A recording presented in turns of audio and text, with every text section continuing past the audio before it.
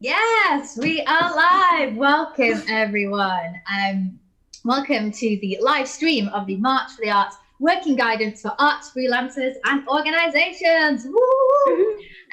We are very excited because this has been a real sort of labour of love and stress and joy. So we're really pleased to finally be able to sort of share it with you and let you know what we've been shouting about for all this time. So a quick introduction, if you don't know, we are March for the Arts. I am Becky Webb.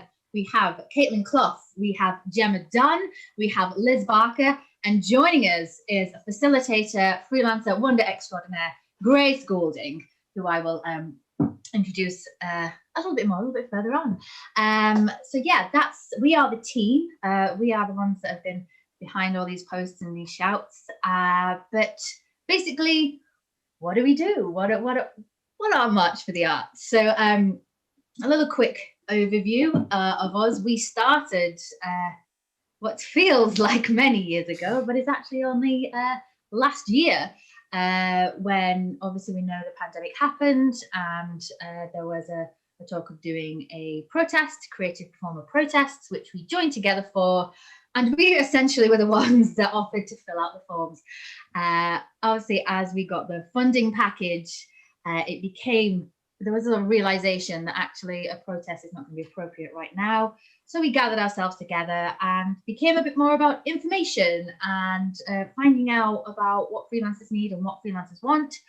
Obviously, the funding package happened and it became apparent fairly quickly that it wasn't going to reach the people that needed it, i.e. freelancers, whereas we understand there is a need to support bricks and mortar buildings and organisations. 70% of the creative sector is made of freelance workers, so pretty big part of it there. So it became apparent that maybe we need to get out there and march again, which we set out to do. We refilled in our forms and got all our checks in, but unfortunately, as we know, with the nature of COVID, we had our spike and it became apparent that it was just not going to be safe, and that was the most important thing. Cue us regathering ourselves up again and deciding, well, actually, let's form a company and let's do something and attempt to make a change and see what really does need to make a change. So this is what it is, from protest to project. Yeah, I'm going to do it. It's my thing. I'm selling it now. If you like it, put that in the chat, because that's the other thing. We're here, we're live, you're watching, but we want to hear from you guys. So put any questions in the chat. Also, you can say hello if you wish. We want to know that you're there, that you're with us. We've had hellos from Kai is in the chat, and Tom Ism from our committee is also in the chat. Tom, wonderful. Thank you for joining us. Yes, one of our wonderful committee who we'll talk about in a moment. So yeah, so we're here. We decided then that we needed something that was going to help empower freelancers and sort of balance the ecology between organizations and freelancers. So we set about creating a document that is best working practice. Now, rather than me go on anymore with my ridiculous taglines, I'm going to pass you on to Caitlin, our wonderful team member, who's going to tell you a bit more about what the document actually is. Okay, so we started off with the idea that we were going to write a document called Freelance Working Agreement, and the idea was we were going to get organisations and freelancers to sign up to a number of clauses, creating an agreement that they would stick to in their working lives from now on. And as we've gone through the process, we've sort of realised that phrasing doesn't really fit. So we've changed the name of it to Working Guidance for Arts Freelancers and Organisations. And I think working guidance is a really good description of what it is. It is a reasonably long document of various sectors, which provides, first of all, quite short clauses, which are straightforward sentences, straightforward pieces of guidance to follow. And then we've also got a little bit of explanation to go with each of those. So you can either look at the full list of clauses and just view it like that, or you can go into each more detail with each one. So yeah, it's guidance to follow. It's quite broad ranging. We're trying to cover lots of different sizes of organisations and all sorts of different freelancers and all different sectors. And we're still going to get people to sign up to it. So it's a PDF which you can read. It's published on our website now as well. I think it's live now. Yes. So you can read it directly from the website. There's a page for each section, and Liz has put together a beautiful menu so you can navigate easily from section to section. You can read the introduction, you can read about the committee and how the document got put together. So it exists on the website and it exists as a PDF, and that's what we're wanting your feedback on for the next couple of weeks or the next week, before we take that back to our committee and finalise it for this edition.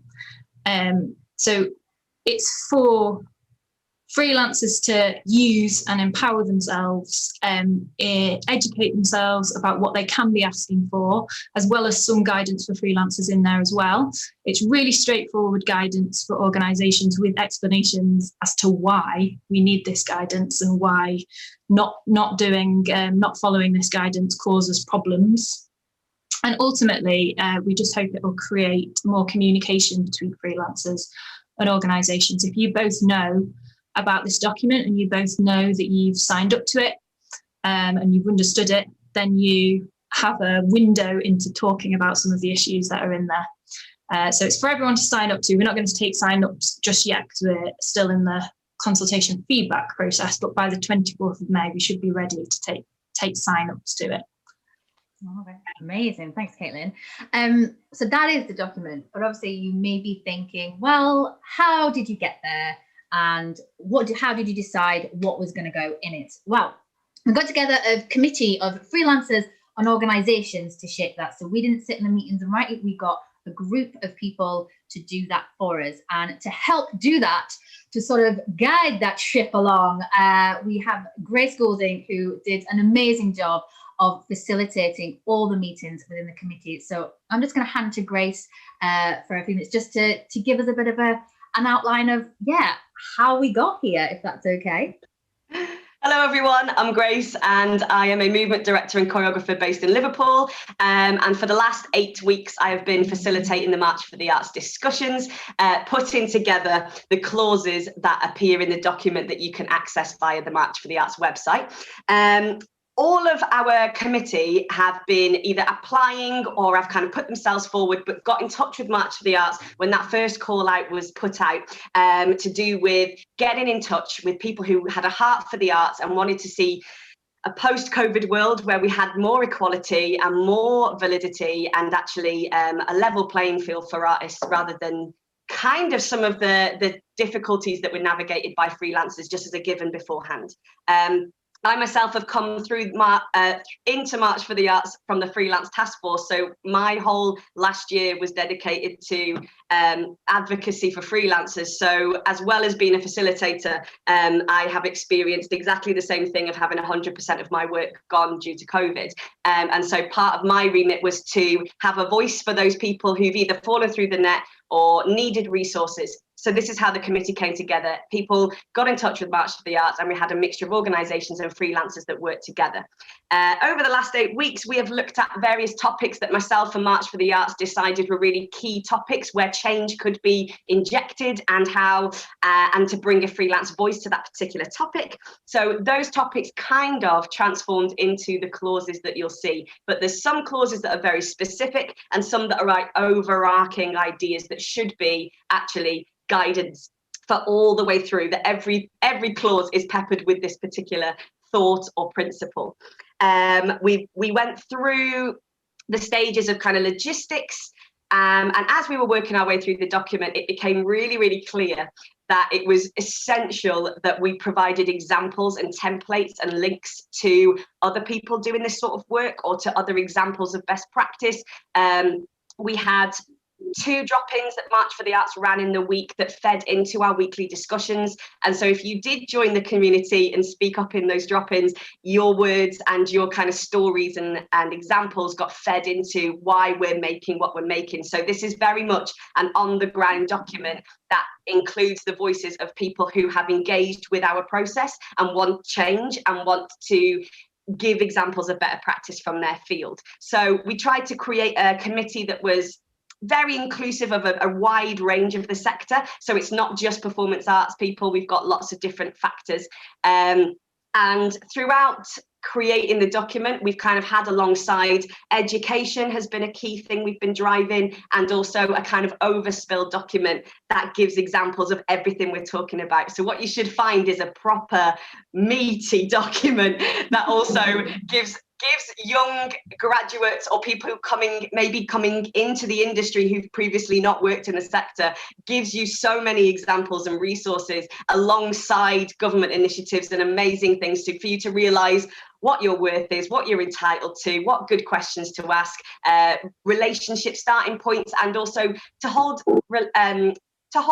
organisations and builders accountable for certain things and how to do that in the best way, and also to acknowledge the freelancers' voice and thoughts and opinions. So we've really, March for the Arts have done an incredible job creating a platform for all these voices to come together. So thank you so much to all of the community members who filtered their amazing experiences into whatever the clauses we're talking about that week. And again, the committee have been phenomenal because it is a can of worms. Every single week, you know, we're talking about diversity. That's not going to take 2 hours and get it fixed. So it was just about looking at addressing what could be done within the parameters of the world we're living in right now, acknowledging that all of this committee took place during the pandemic. So we're still having to navigate all of that. And basically, we're at the point now where we've created this draft document for you guys to check out. And then we will be meeting next week to, as Caitlin said, finalise everything ready for it to be published out. So yeah, it's a really massive thing that we've managed to do. And I'm really grateful to all those incredible committee members who gave their time and have contributed so graciously to this project. Oh, thanks, Grace. And thanks to you as well. It was not an easy job, and we're really, really pleased and really chuffed to have you on board, so thank you. So yeah, that's how getting the committee to do it, but obviously how does one get all that information and write it down in a way that can be readable? Well, what I would advise everyone to do is get yourself a Caitlin, which is what we have. And Caitlin, if you just give a little brief overview of where you've been for the past few weeks. Yeah, I've been just at my computer, and that's it. I haven't left. I think I realised I kind of jumped ahead a little bit and started talking about this before. But as Grace says, the committee had so much to talk about, and they generated so much discussion and practical ideas, and then just some questions. And when you put that together, so that was in the meeting notes from every committee meeting. And then when you put that together with the notes that we had from our community members who contributed to our sort of suggestion boxes and our story boxes and came to our meetings as well, there was a lot of stuff, and there was a lot of, it was really interesting because there was a lot of stuff from organisations and a lot of stuff from freelancers. And there were a lot of things from different types of freelancers. So freelancers who might employ freelancers themselves, small organisations, fringe organisations, big public sector organisations. So some of the writing of the document was really tricky, and the areas that were really sticky to deal with were the bits that I think we were really interested in as well, because they're often the parts where it's working practice does fall down, because you're working with a fringe group, or you're working with a really big organisation who has its own bureaucracy, and so those good working practice points get lost. You don't get paid on time, or you don't get enough contact to pastoral support, or you don't know who to speak to about grievances, or you feel uncomfortable about speaking to somebody about payment. So in writing, in getting all that information into clauses and into sections, I did try to, and then took that back to the committee and talked about it. We've tried to employ as far as possible, sort of angle to the whole thing and run with that. Like, you will follow this guidance as far as possible. However, it's also really important to the committee that wasn't a get out clause. So it is best practice. It is as far as possible, but if you can't do it, you should be trying to get there. You should be trying to meet this best practice. You should be trying to follow this guidance as best you can. So there's a lot in there, and it's trying to cover quite a broad, our sector is so varied and so broad. And hopefully we've managed to do something that lots of different people can sign up to, and lots of different people can say, yeah, we agree with that. We agree with the principles of that. I think that's all we need to say before we get into like actually talking about what's in there. Yes, well, I think that might be a good place to actually do that, is actually start talking about the document, which is very exciting. So Gemma, if you can kick us off and give us a bit of introduction about the working guidance for arts freelancers and organisations. So first off, who is this document for? Well, organisations, freelancers, and anyone employing a worker on a freelance basis can use this document.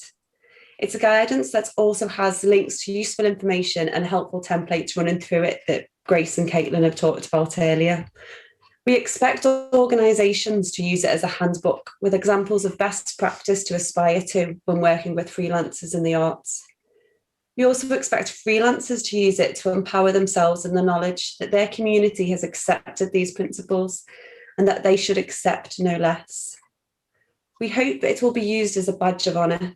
If you decide to officially sign up saying you'll use and follow this guidance, you're telling the creative community and the public that you agree with its principles and that you will try your best to follow what it suggests.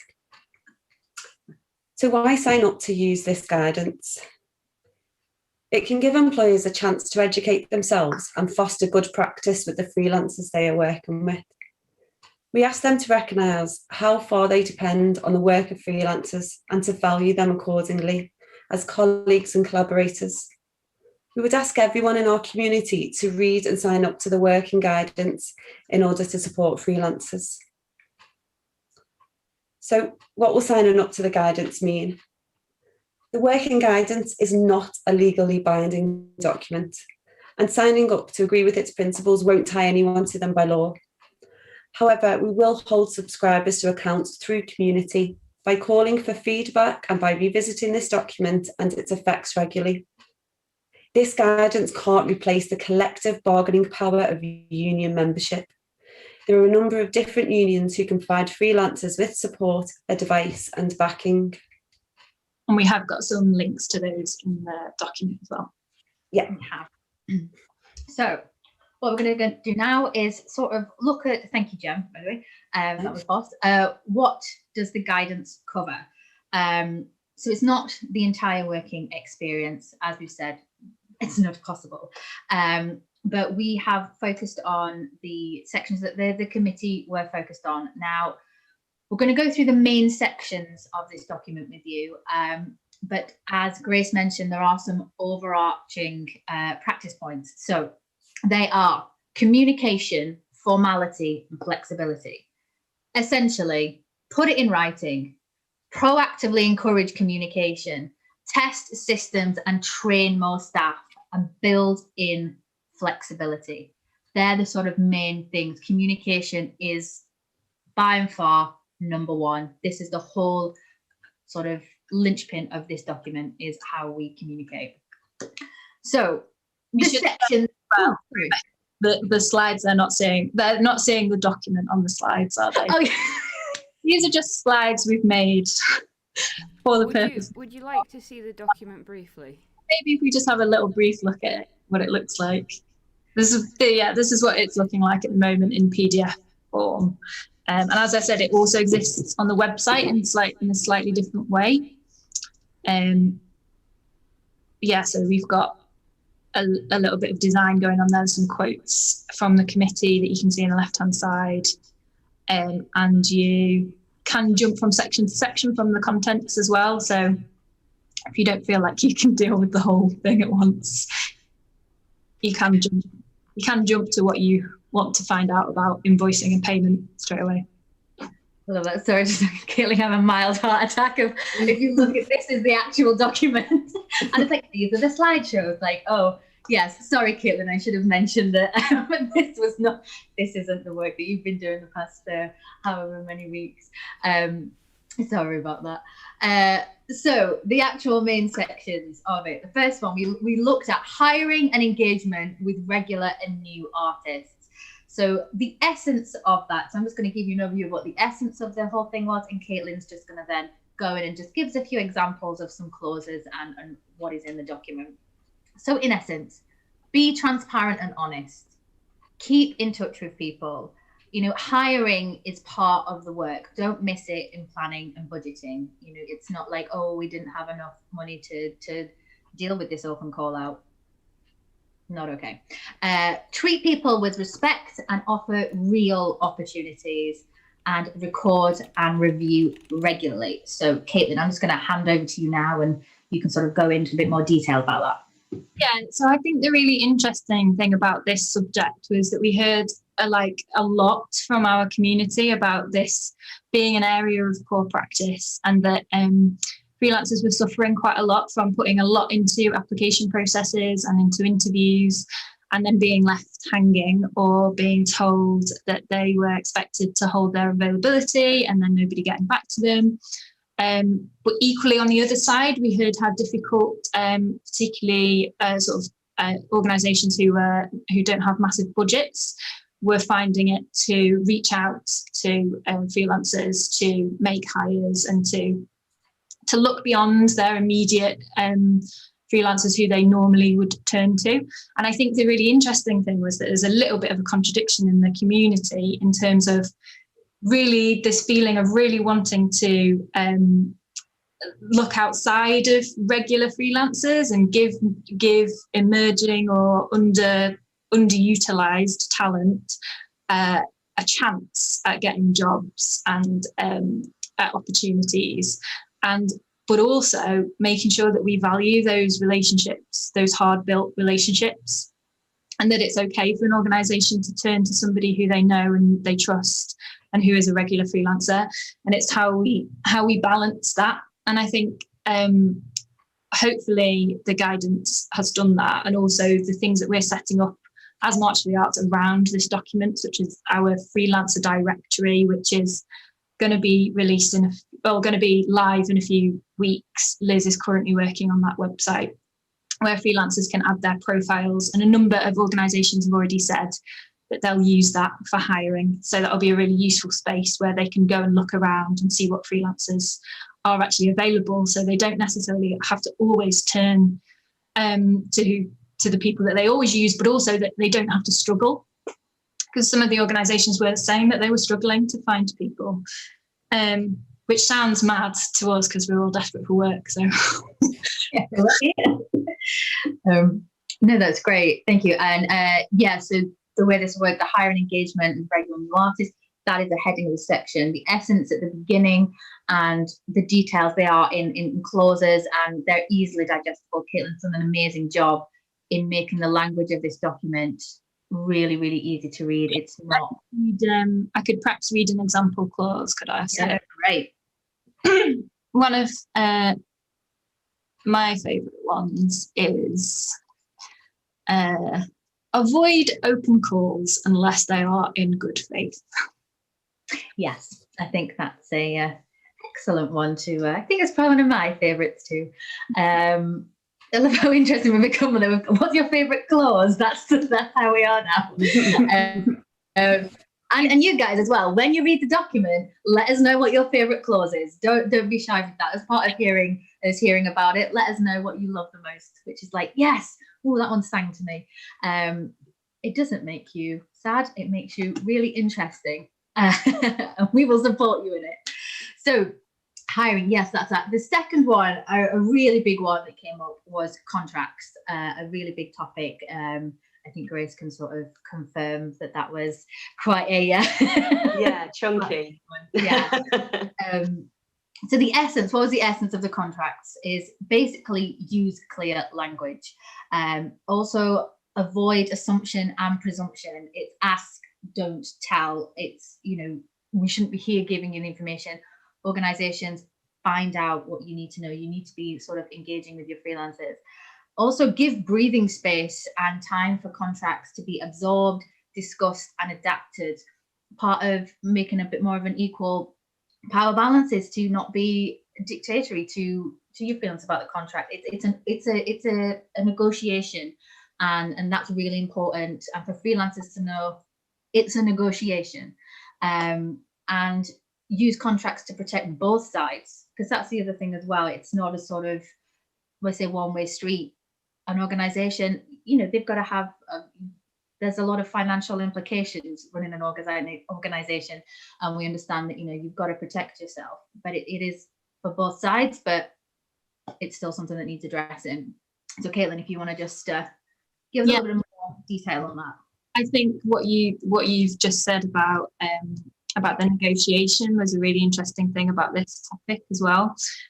So that freelancers often feel like they can't negotiate, or that they haven't got the power to say, well, this is my contract. And of course it does work on both sides. So we've got clauses in there that encourage organizations to make sure that they're giving the opportunity to freelancers to talk about contracts, and for freelancers to also take the initiative on that a little bit as well.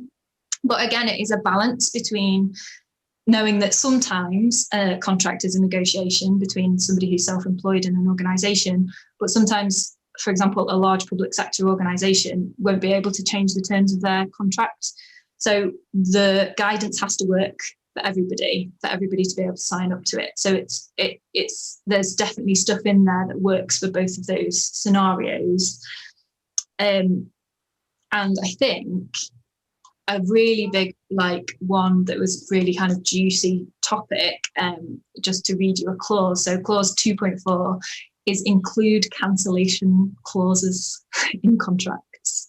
So this, definitely go to the document and have a little read of that one. It's quite a big one, because what we're saying is to talk about what will happen in the event of a cancellation. And that is so important, particularly given what we've seen in the past year or so. And again, it's not necessarily that we can't dictate what goes into your cancellation clause, but we can say, it's best practice to continue to pay for freelancers if something's been cancelled at last minute. Then there's a little bit of a footnote about what last minute might be. I think the main thing is just to talk about it and to make sure we're discussing it, because it's often not discussed. And a contract is an opportunity to get that cancellation, just to consider the possibility of cancellation and work out on both sides what's going to happen if that has to happen. I think that comes back to, I think, Grace, again, I think you'll confirm on this being in the meetings, that it's about that communication. We've had meetings with, like I said, big organizations who are like, we have a lot of red tape, our hands are tied, we can't change our processes. And it's like, that's okay, but let people know what your processes are. That's the main thing, is have that conversation, talk to people, let people know, and let's all get informed. And if your contract needs more information in it, you need to put it in it so the freelancer knows what they're doing. And I think that was a big thing that came out of the community, is going, put more stuff in it, so I'm not emailing you loads of questions once I've got my contract asking for all these things. Yeah. Yeah. And speaking of communication, obviously the chat is open. If at any point you're thinking of a question, that there's something that you want to ask, get it in the chat. Liz is on the chat. She can see. So we're going to do a Q&A at the end, but don't sort of hold back. If it's something that relates to something we already talked about, get it in there, and then we can refer back to it. So yeah, come converse Yeah, with we've us. got some great people commenting in the chat. Really positive words from a lot of people. Some committee members are in here. We've got some of our friends from Cool and across the Liverpool City region as well. Really nice group of people currently in the chat. So please chat with me more, because I am still here. I'm just in the background. Liz is still there, we promise. Wonderful. So our next one, number 3, diversity, inclusion, and accessibility. Obviously, this is huge. It's a massive topic, and it's not one that we think we're going to solve. It's not one that we think we're not putting ourselves out there to be like, got it. Likewise, yeah, it's such a big topic, and it is a best practice, and we've just taken what we can and done the best we can with it in the way that we can. So the essence that came out was about being flexible and be specific in your research and responses, and be ready to listen and learn. That's the thing, it's again this communication, listening and learning, and understanding that if a freelancer tells you this is their situation, listen to them. And also building time to adapt as well. We know that we all know how arts and creativity work. It's on the fly, it's on the hoof a lot of the time. It's like, and it flips on a dime, but there are things that you can do as a standard from the ground, put the groundwork in, so that even if things do happen quick, you've got that infrastructure to be able to deal with it. And enjoy the art of new ways of working. Obviously we're here, this is a large document, but this isn't a negative thing. This is a positive situation that we can bring about change, and that's a great thing. And adapting with what is needed is wonderful, and we all should be celebrating that. Speak plainly. I thought slightly called out on that one there, right? Yeah, speak plainly. And be proactive in offering options and adjustments. So that's the essence. It's a massive topic, but Caitlin, if you want to just sort of go a bit further into that for me. Yeah, so yeah, it is a massive topic, and I think that we've covered it all in one section: diversity, inclusion, and accessibility. But actually, one of the main things that came out of it is that you lose a lot by using broad brushstrokes. So it's to actually be really specific about what you're looking for, and if you're looking for freelancers from different communities, to really research that and to really think about who you're speaking to, where you're putting your job adverts, and to really be specific about who you're looking for, and to make sure you've got the right people for the right projects. And don't assume anything about anyone as well. So again, there's this thing of proactive communication. So it's reaching out to ask people. And there's, throughout this section from the committee, which was brilliant, there's loads of really practical pieces of guidance, which I think will be really useful. So such as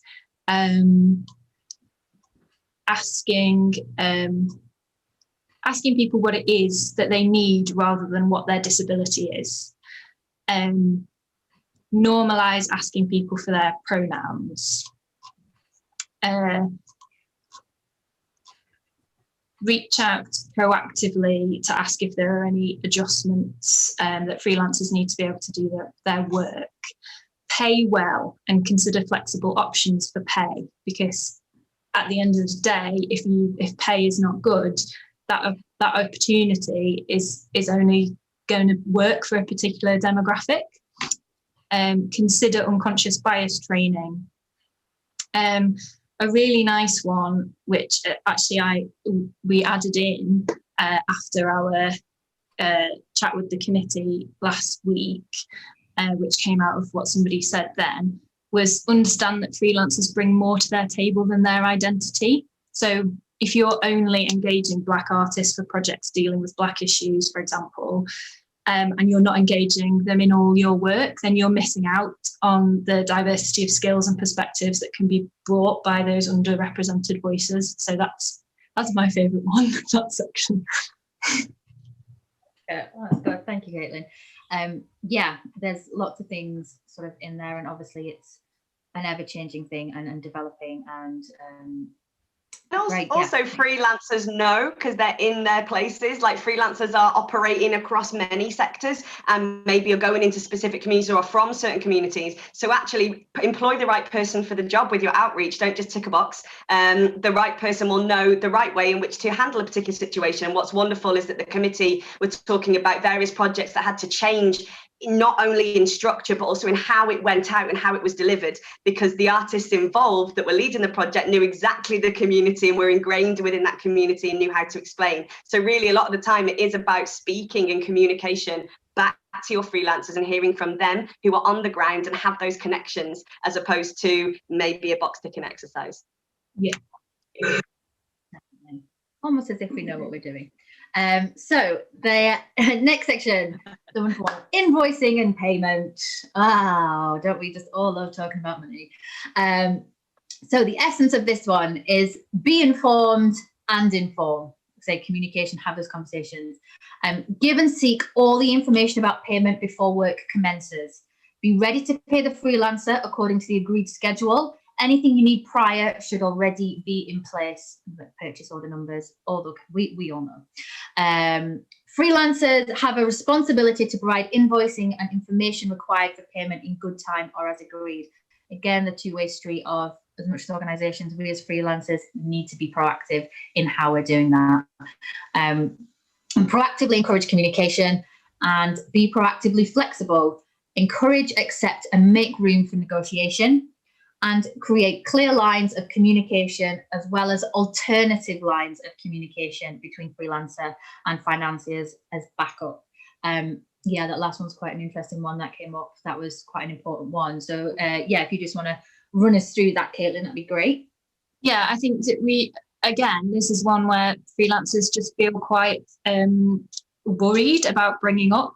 So it might be that you've not been paid for something, you've not been paid properly for something, you're still waiting to have an invoice dealt with, and but freelancers are still feeling like they can't ask because they'll be blacklisted or whatever it is. And so a really important one is just to keep those lines of communication open. If your processes mean that somebody can't get paid for a while, or that you have to give an invoice on a certain day in order to get them paid by a certain day, you need to make that clear.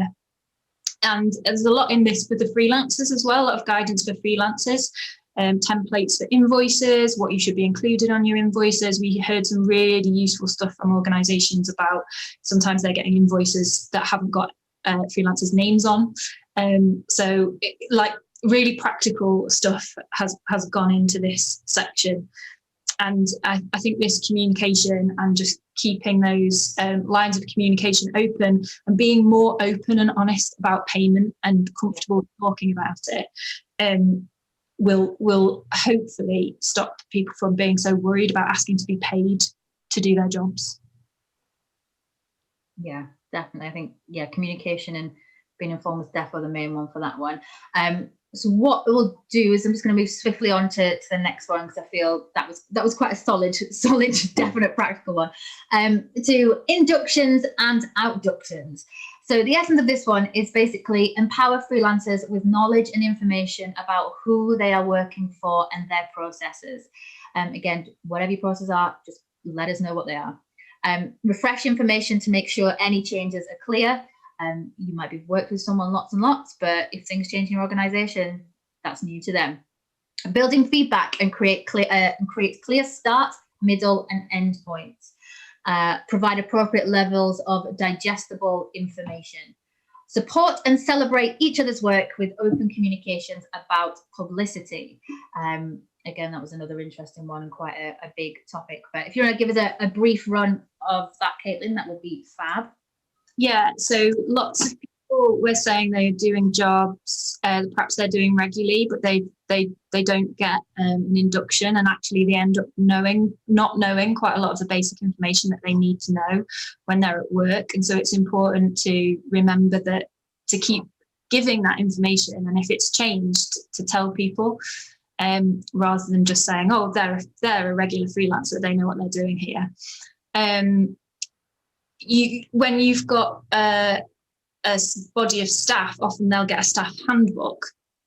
It's good practice, and we've put it in the guidance to provide something like that for a freelancer, but that is a digestible length for a freelancer rather than a full staff handbook.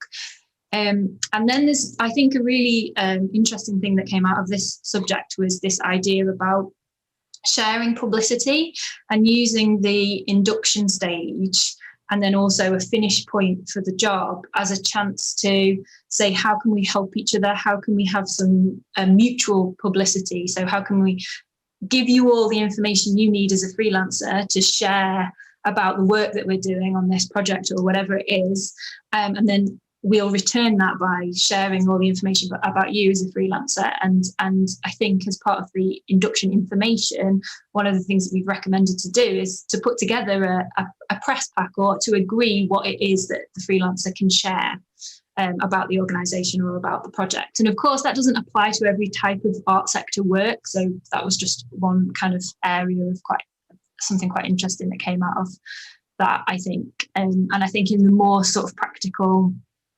everyday stuff, it's just about making sure that freelancers have what they need to be safe and to feel comfortable at work, and then they know what's going to happen after the work is finished. They're not just chucked out the door and left. There's a little bit of a chance to feedback. There's a little bit of a chance to say, yeah, that was great, that's the end of the work, thank you very much, like a thank you, which you don't often get because there's not often an end point built in.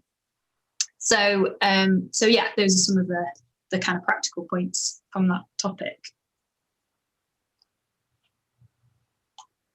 Oh, that was my thought. I had a thought. It fell out of my head as the ice cream van went past my house, and it's come back in my head again. I don't even mention we do have some templates for induction and abduction checklists as well, because we found sometimes just the things of where are your toilets? It's quite helpful. So we've got a little thing, part of the extra templates. But we'll move on to our final topic heading, which is grievance processes and some general working practice points. So the essence of this one, be proactively open about your processes and proactively encourage reporting of issues and consider the approachability of your staff. And also don't fear the formality. Don't feel that you're being awkward or weird of getting it down in writing, even if you know that person quite well. It can feel icky, but we got to normalize that. Got to normal the formal. Sticking with it.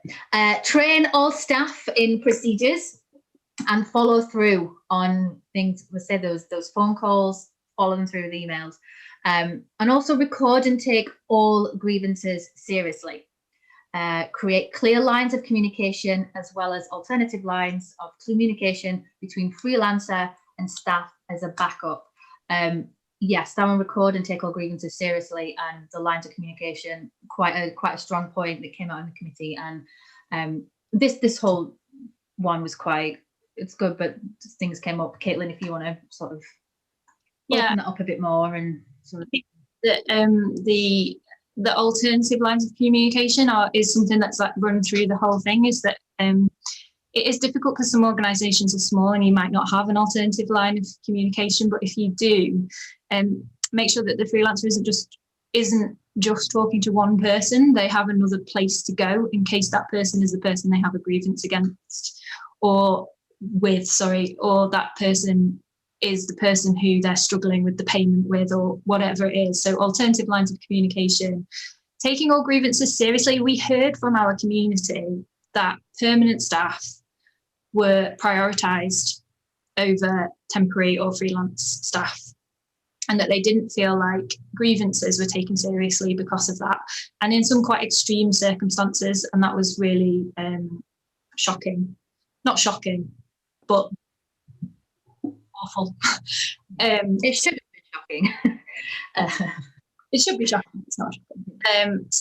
So, and I think that the main essence of this section is just to follow through on those processes and consider: are the staff that are facilitating the grievance process, are they actually approachable? And have you made them approachable? Have you actually given their contact details? Have you actually explained that process to a freelancer.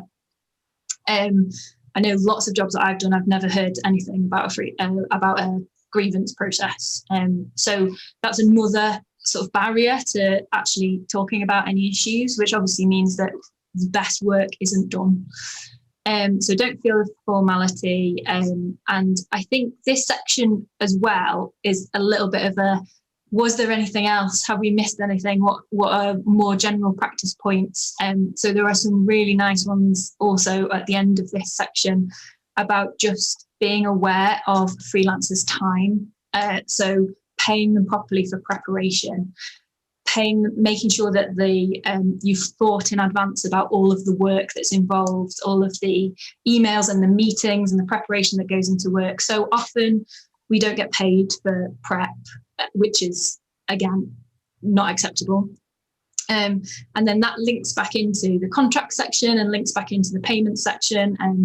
And people will find that as they're going through the document. Whenever it links back to another section, we have got a little link so you can see how it all interconnects. That's that last section. Yeah, I think the one about time was a really good one. We had a wonderful tactic came out of the committee of saying to, okay, you want to schedule a meeting on a Sunday, and an organisation being like, oh, I don't work on Sundays. It's like, yeah, I don't work after 6, but you're still emailing, it's those kind of things, and have just empowerment to be able to be confident about those conversations.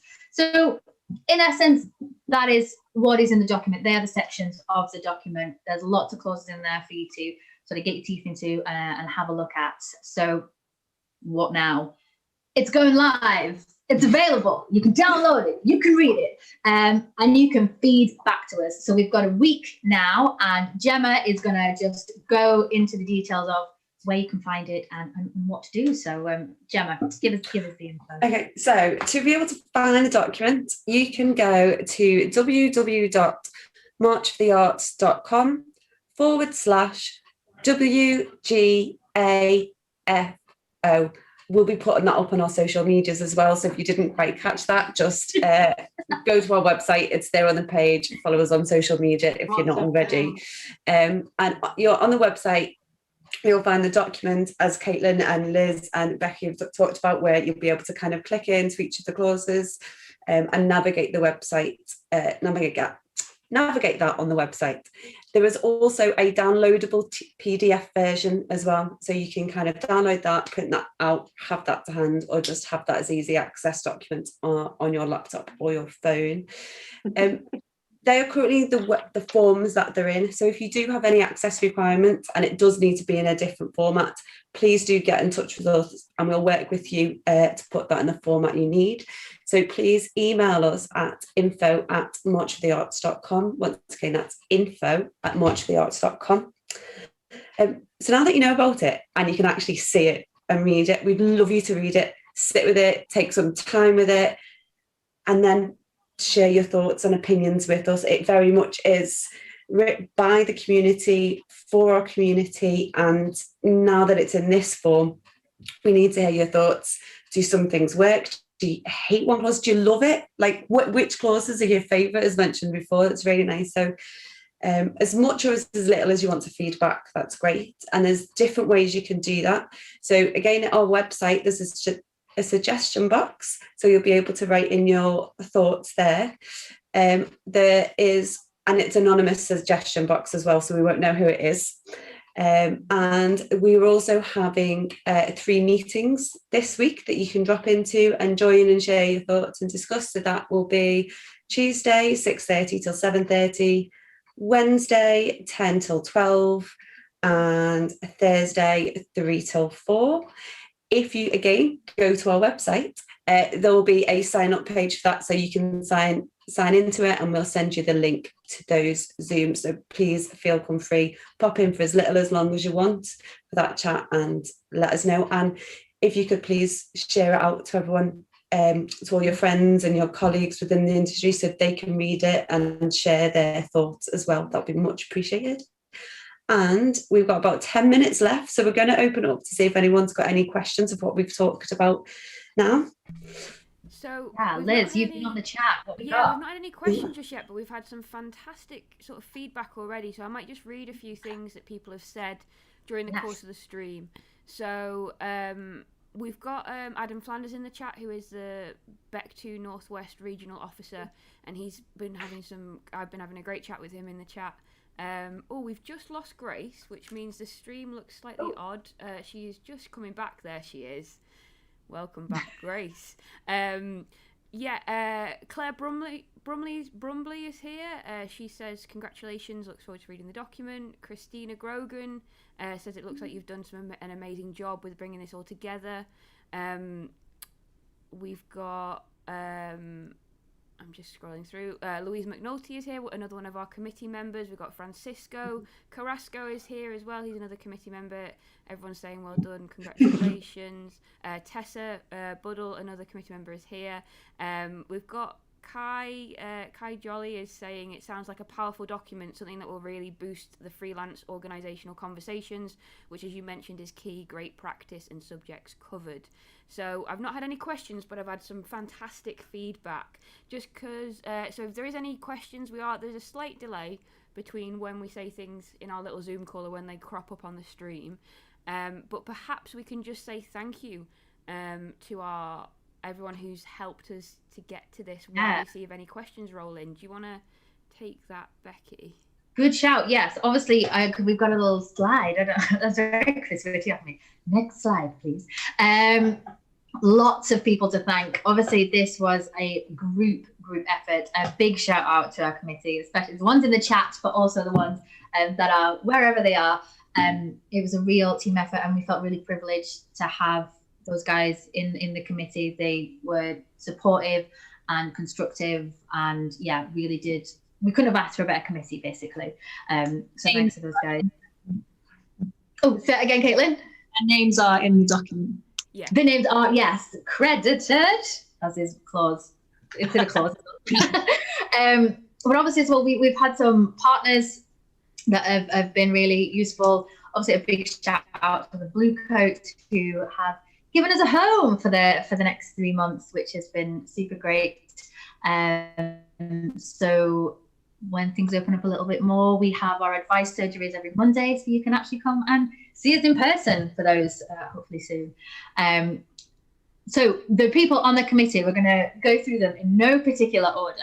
I'm going to start with organisations first, and this is where I'm going to do a test of my memory. We have Harriet Warnock from Collective Encounters. We've got Louise Nolte from Studio Witness, Francisco Carrasco from Luna Creations. We had got Vicky Adlard, Frank Capescia, and Sarah Lewis, who interchanged from the Everyman and Playhouse. We've got Alex Ferguson from Hometopia. We have got Culture Liverpool. We also had, and because I'm thinking again, I'm going to go into other people. We had Tessa Buddle, freelancer, Lisa Buckley, freelancer, Tom Glynn, freelancer. We had Tom Isom, who's also a freelancer, Grace Goulding, who's also a freelancer, and why is my memory? How did you start doing it off the top of your head? It's because I can't see it anywhere else written down. I can't see that slide. We also had Rachel Smart from Ugly Bucket. We also had Curtis Watt. We also had now I'm lost for words. Caitlin, you've got it. Adiam Solomon.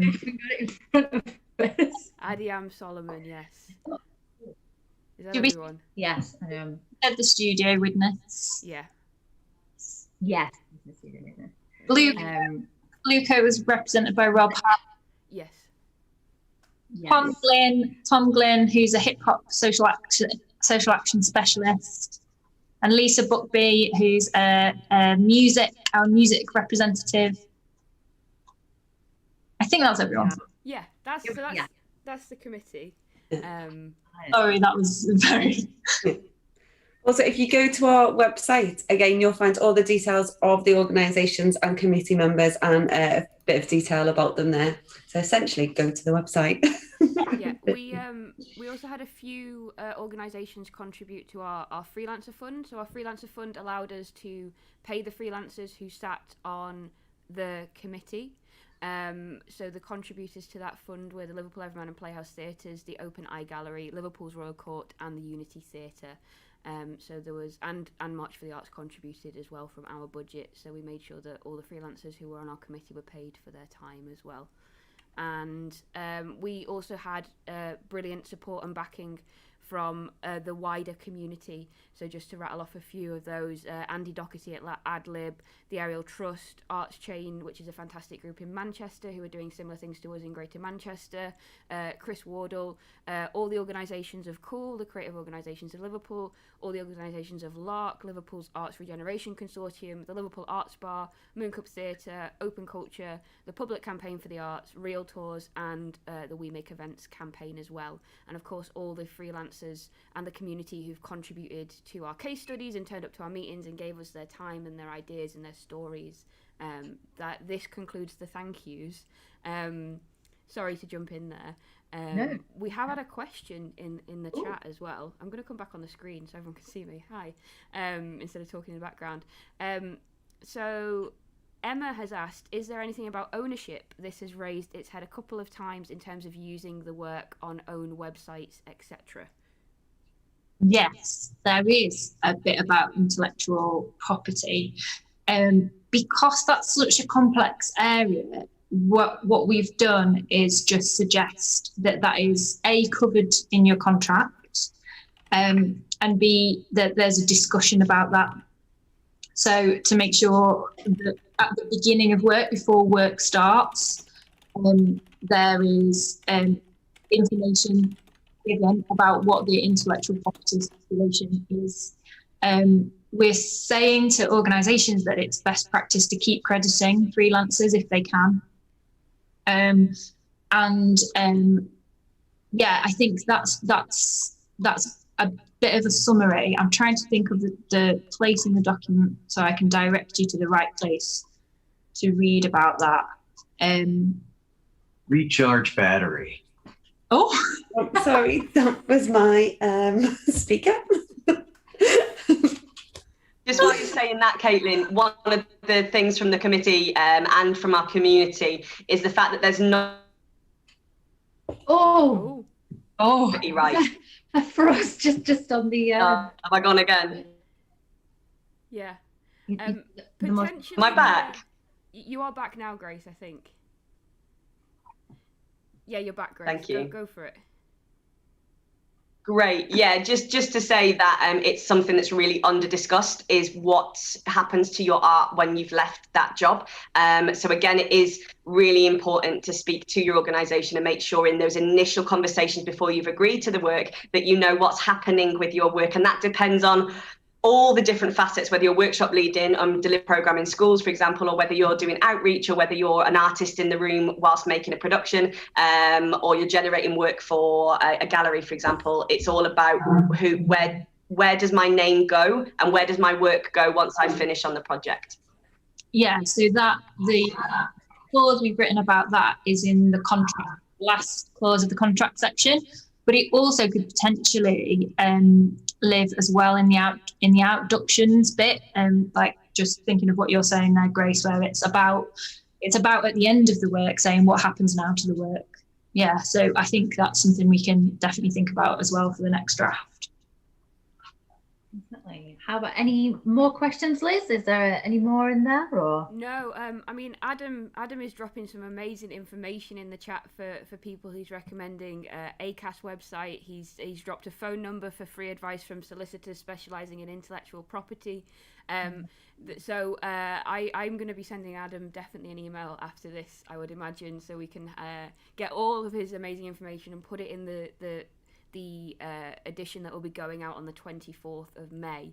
But yeah, as Gemma has said, please do be in touch with us for the entirety of this week. We want to hear from everyone. We want everyone's thoughts on this. This is for you as a community, so if it doesn't work for you in certain parts, we need to know that so we can correct that or look at it and adjust that. And after the 24th of May, it will live for a year, and then we're going to come back and look at it again, and we're going to keep at this. We're not abandoning this just because we've done edition 1. This is very much the beginning for us, and we're really, really excited about it. I was going to say, it'd be like Star Wars, where there'll be 3, and then there'll be another 3 before, and then it'll just be ever continuing. We can't do Ever. prequels. We can't do prequels for a guidance document. I'm good, but I can't do time travel. There'll be no Jar Jar Binks Just for this. say before my internet crashes again, just to say thank you again to March for the Arts for even putting this together. I know a lot of us throughout the community have had various platforms that we've spoken on or come together, but if we just remember where we were this time last year and kind of why this has happened, it's because it's come out of the need for change. So we're not saying that this document is guidance and airy fairy. We're going, it has to change because it's never worked in the first place. So this is why these things are really important, that we put it in the most digestible form, that freelancers feel empowered and also organizations can implement, get their act little bit with each other. And it's just also really important. It's really important that communities speak to each other and get your voices heard. It's really hard season. I completely appreciate. But it's also really victorious when we all unite. And there are other groups similar to this happening all over the UK. And what we want to do is create a snowball coming from Liverpool, which has had the most cuts in terms of arts provision, and try and have the loudest voice and unite with what's happening all over the UK. So also just to say that there's an activist part of this as well. And it's not just something that you can kind of relax and go, oh, cool, someone else will do it for me. If it's not working for you, like Liz says, you've got to start shouting loud. And this is the platform that you do that. Oh, thanks, Grace, and thank you to you, and thanks to everyone, and thank you for coming along, for watching. All that's left is to say, go out there, get it, and let us know. But yeah, doors open, but we are going to sign off for this evening. But thank you so much for being part of the live stream of the Working Guidance for Arts Freelancers and Organizations. Take care. We'll see you soon. Thanks, everyone.